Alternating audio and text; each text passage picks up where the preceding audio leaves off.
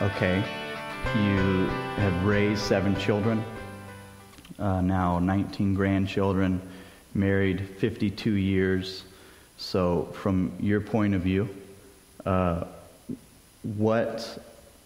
give me like one bit of advice to husbands. About like coming from your perspective, what's one thing you could tell husbands in here? Love your wife as Christ loved the church. He gave his life for you and for me. Love your wife as Christ loved the church. First service you said something different, and I thought it was really good. That was good too. That's very important. Love, yes, very important. Okay, love, okay. No. You asked another question, and that is, what's the best thing you can do to really relate to your wife? Anyhow, I mentioned to him the first service, listen to your wife. Just let her talk. You don't have to give her solve the problems. Just listen to her. You know, you guys are out there talking all day long, and a lot of your girls are out there working all day long, but you're talking, solving, praying with people, doing all these different things.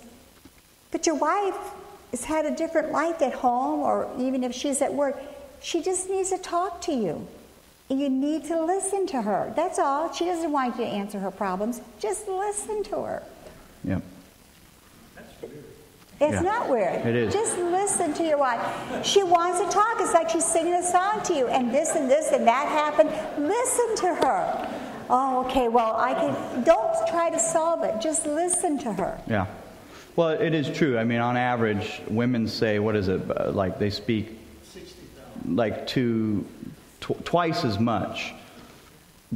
So let's move on to the next question. Just joking. A lot more than twice. So, but I think, I think it's just part of the design too, where men are we're programmed to, if Jesse's talking to me and telling me different problems immediately, and I used to do this a lot, and I probably still do, hopefully not as much, but I'll say, well, tell them, do this, do that, do this, do that, problem solved. Okay, I'm going to go watch the game, or whatever. I'm just joking. But I mean, that's kind of the direction we go in, like, well, this is what you need to do, this is how you need to do it, and if you do that, it's over. Let's move on to the next thing.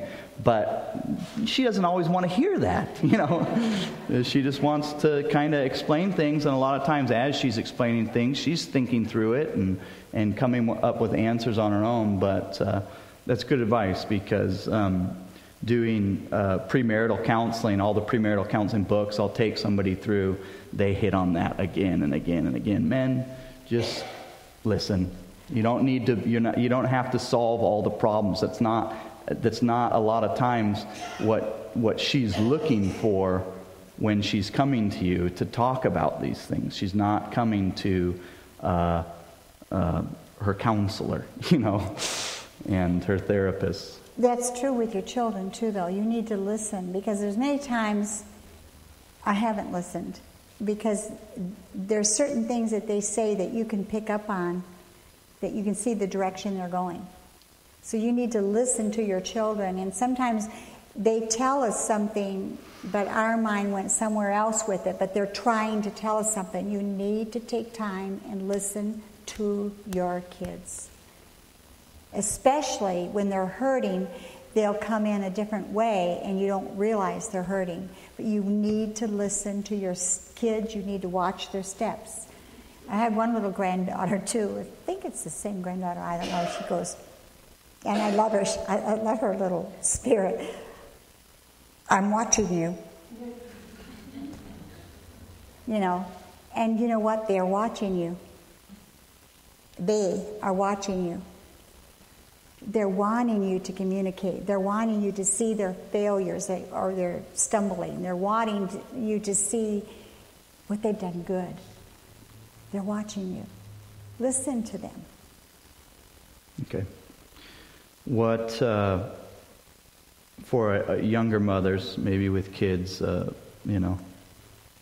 younger kids in grade school or below that? What would be a advice to they're like in the heat, in the middle of actually raising these kids to be adults? They're not adults yet. Right.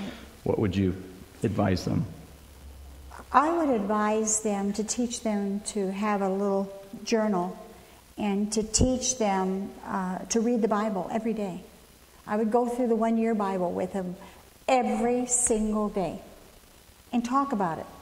You don't have to do it in the morning. Just any Bible, just start talking about it, and then at night, talk about what you read in the morning. If you get the Word into their heart, they'll never depart. Oh, they'll go and stumble, and they'll go off track. They might become a prodigal son, but he'll come back, or she'll come back. Get the Word in their heart. Every day you read the Word to them. Mr. Proverbs, Craig Holliday's sitting over there, and we read Proverbs every morning. And I call him Mr. Proverbs today because he speaks it back to me in case I forgot it. But he's Mr. Proverbs, and that stayed with him. You read the Word every day to your children. Is he the fool from the Proverbs? Because it's always contrasting the wise and the fool. I don't understand what Well, he knows the Proverbs, yeah.